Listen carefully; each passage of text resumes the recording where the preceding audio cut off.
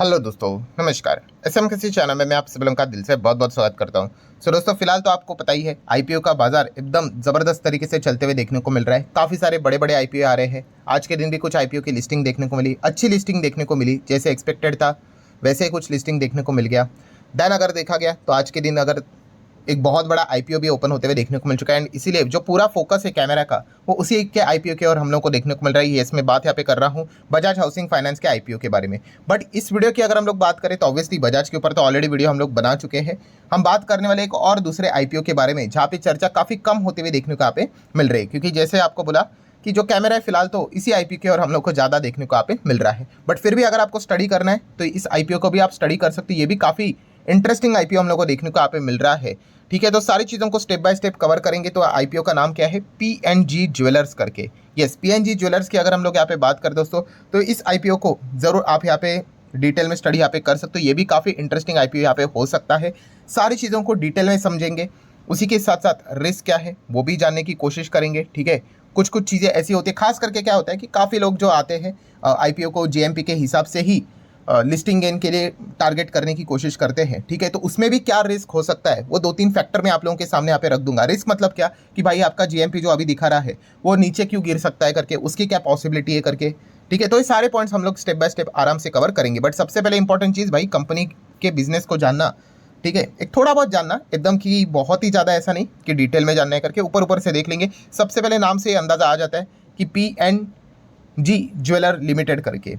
ठीक है, तो ज्वेलरी से रिलेटेड ही इनका बिजनेस होगा करके हम नाम से तो अंदाज़ा ले सकते हैं। बट फिर भी जैसे मैंने आपको कहा है कि नाम से फिर भी ये नहीं बोलना कि ऐसा ही होगा बिजनेस ज्वेलरी लिखा है करके, क्योंकि शेयर बाजार में ऐसे काफ़ी कंपनियां हैं जिनका नाम कुछ अलग और काम कुछ अलग है। ठीक है, जैसे कि सोलार इंडस्ट्री कंपनी, आपको पता ही होगा, ऐसा लगता है कि सोलार का बिजनेस करती होगी बट एक्चुअली धमाकों वाला काम करती है, एक्सप्लोसिव्स बनाती है।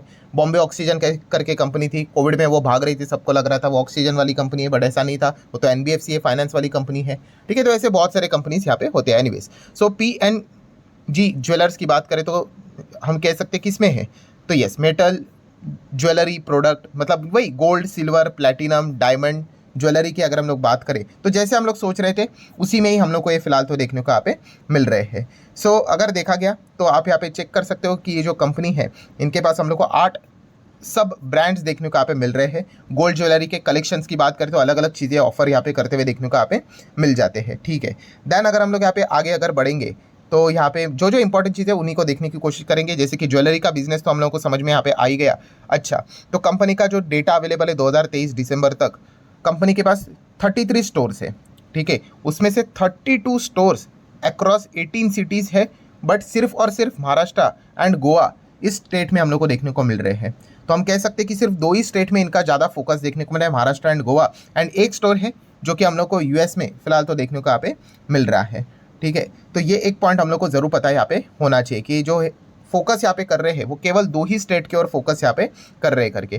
देन बाकी के जितने भी मतलब ऑल जो स्टेट्स हम स्टोर्स जो हम लोग को देखने को यहाँ पे मिल रहे हैं, ठीक है, वो मैनेज कैसे यहाँ पे हो रहे हैं, लगभग हम यहाँ पे कह सकते हैं कि जो 23 है, ठीक है, वो कंपनी यहाँ पे ओन करती है। एंड 10 स्टोर्स की अगर हम बात करें तो फ्रेंचाइजी हम लोग को देखने को यहाँ पे मिल रही है। एफओसीओ की अगर हम लोग बात करें तो ठीक है, उसके और से वो हम लोग को ऑपरेट होते हुए देखने को मिले। ये टोटल 33 स्टोर का जो बाइफर्केशन था वो उन्होंने सामने यहाँ पे रख दिया है। एंड कंपनी के एम्प्लॉयज़ की बात करें, जो डेटा अभी तक का अवेलेबल है उसमें 1150 के आसपास एम्प्लॉयज़ काम करते हुए देखने को यहाँ पे मिल रहे हैं। सो एक अबाउट सेक्शन पढ़ के एक अंदाज़ा आ गया कि ये ज्वेलरी सेगमेंट में काम करने वाली कंपनी है। ठीक है, खास करके इनका फोकस 2 ही स्टेट में ज़्यादा देखने को मिला है, महाराष्ट्र एंड गोवा।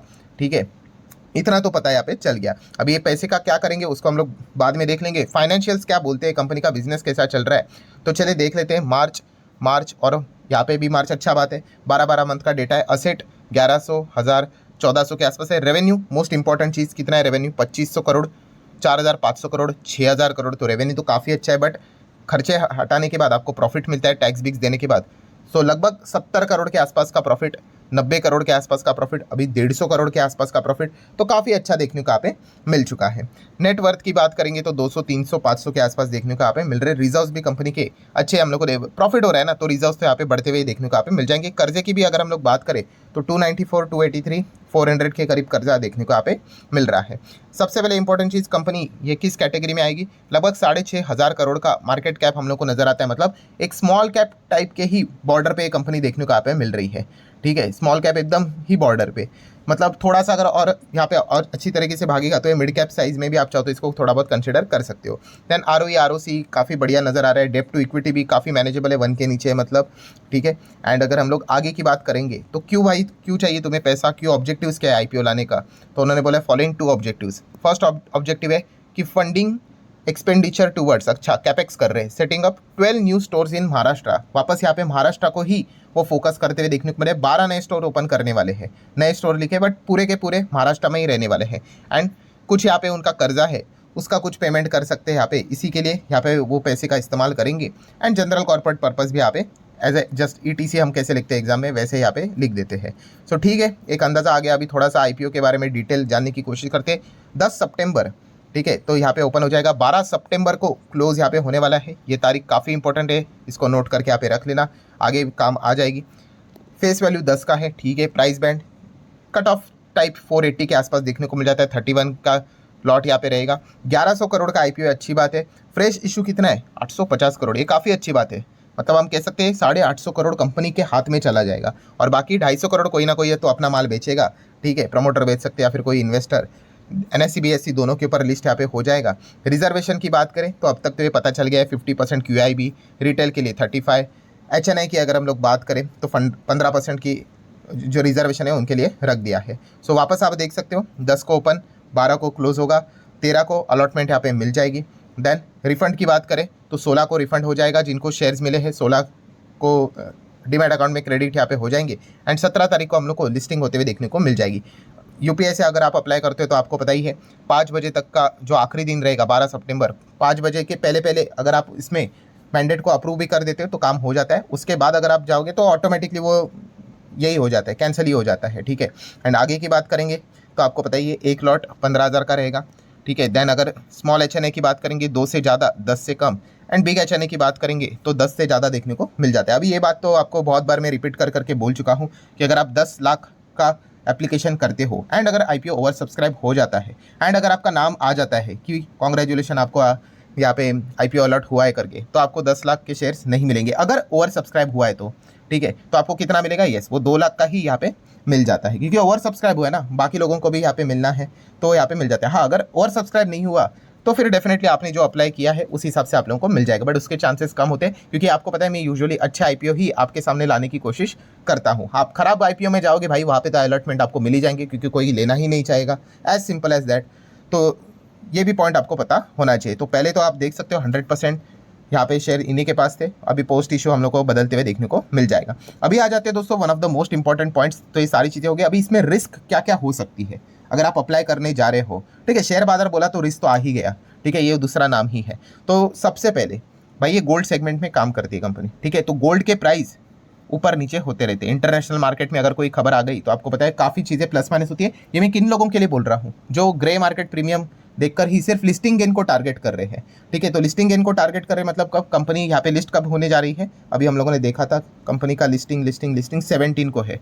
ठीक है, तो एंड आखिरी तारीख क्या है, 12 सितंबर है। ठीक है, तो इसके बीच में ये याद रखना भाई, ये इंटरनेशनली अगर कुछ हुआ तो इस चीज़ में इसके भी GMP में प्लस माइनस चीज़ें हो सकती है। देन अगर देखा गया दोस्तों तो आगे बढ़ेंगे तो 12 सितंबर, जैसे मैंने अभी कहा था कि ये तारीख याद रखना। क्यों 12 सितंबर, मैंने 12 बार तो रिपीट कर ही गया होगा। क्यों, यस इन्फ्लेशन का डेटा आने वाला है, आप सभी लोगों को यहाँ पे पता ही है किसका, हमारा आने वाला है। और सबसे इंपॉर्टेंट चीज़ तो और भी आप यहाँ पे देख सकते हो 11 सितंबर। ठीक है, 11 सितंबर को क्या आने, अमेरिका का इन्फ्लेशन का डेटा आने वाला है। ठीक है, सो यहाँ पे अगर कुछ भी चीज़ें अगर हो जाती है तो ग्रे मार्केट प्रीमियम काफ़ी ऊपर नीचे यहाँ पे हो सकता है। तो याद रखना दोस्तों, अगर आप अप्लाई करने यहाँ पे जा रहे हो तो आप 11 सितंबर के इन्फ्लेशन का डेटा अमेरिका में क्या मतलब माहौल रहता है, उस हिसाब से चीज़ों को देखकर भी चाहो तो आप डिसीजन यहाँ पे ले सकते हो। क्योंकि कैसा रहता है कि अगर मान लो अमेरिका में कुछ इन्फ्लेशन का डेटा बहुत खराब है, मान लो, ठीक है, कोई दुनिया तो खत्म नहीं होगी।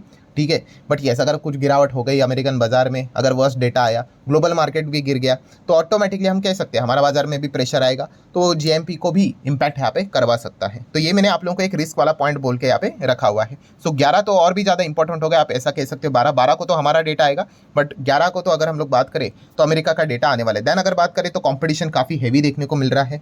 ज्वेलरी सेगमेंट की बात करें तो काफ़ी पुराने प्लेयर्स भी आपको देखने को मिल जाते हैं, तो एक पॉइंट तो है ही, ठीक है। एंड आखिरी पॉइंट की बात करें तो यस, इनका फोकस सिर्फ एक ही स्टेट, मेजर स्टेट में हम लोग को देखने को मिल रहा है, वो है महाराष्ट्र, ठीक है। इसमें कोई गलत बात नहीं है, बट यहाँ पे रिस्क क्या होती है कि मान लो अगर कुछ महाराष्ट्र से रिलेटेड अगर स्पेसिफिकली कोई चीज़ें अगर हो जाती है, ठीक है, एंड पूरा बिजनेस उनका महाराष्ट्र में ही है, तो पूरे बिजनेस के ऊपर फिर रिस्क आने के चांसेस काफ़ी ज़्यादा बढ़ जाते हैं। तो ये पॉइंट भी आप लोगों को पता है यहाँ पे होना चाहिए, ठीक है। अगर आपका बिजनेस फैला हुआ रहता, मान लो हमारे जितने भी स्टेट है वहाँ पे अगर आपको हर स्टेट्स में, अगर ऐसे एग्जांपल दे रहा हूँ भाई, दो स्टेट्स होते, तो फिर यहाँ पे और भी अच्छा खासा मतलब रिलैक्सेशन इन्वेस्टर को मिल जाता, कि मतलब टेंशन नहीं भाई कि पूरा बिजनेस को कभी इम्पैक्ट नहीं हो सकता। अगर कैंड ऊपर से महाराष्ट्र की बात हो रही है तो आई गेस आपको पता ही है कि नवंबर दिसंबर में महाराष्ट्र में भी इलेक्शन यहाँ पे रहेंगे, तो छोटा मोटा चीज़ें यहाँ पे इंपैक्ट तो करवाते हैं। ऐसा कोई बात नहीं कि भाई दुनिया खत्म हो जाएगी, ठीक है, इतने सालों से तो ये बिजनेस कर ही रहे, बट एक आपको पॉइंट्स बता के रख रहा हूँ, ठीक है। ये पॉइंट्स आपको कोई और नहीं बताएगा, इसलिए ये चैनल के ऊपर आप यहाँ पे आते रहते हो, तो ये चीज़ें आपको सीखने को मिल जाती है। आ जाते हैं आखिरी पॉइंट के ऊपर, जीएमपी क्या चल रहा है भाई। तो जीएमपी चल रहा है फिलहाल कंपनी का 47 to 48%। अब ये कॉमन सेंस वाली बात है भाई, ये चेंज होता रहता है। कुछ दिनों पहले 30 के आसपास था, 30-35, अभी 47 दिख रहा है। होने के लिए 57 भी हो सकता है, होने के लिए वापस गिर के 37 भी हो सकता है, 10 भी हो सकता है, 100 भी हो सकता है, ये चलता रहता है ना, शेयर बाजार है भाई। तो ये पॉइंट आप लोगों को पता होना चाहिए। तो ये जीएमपी को क्या क्या पॉइंट्स इंपैक्ट करवाएंगे वो मैंने आप लोगों को बताया है।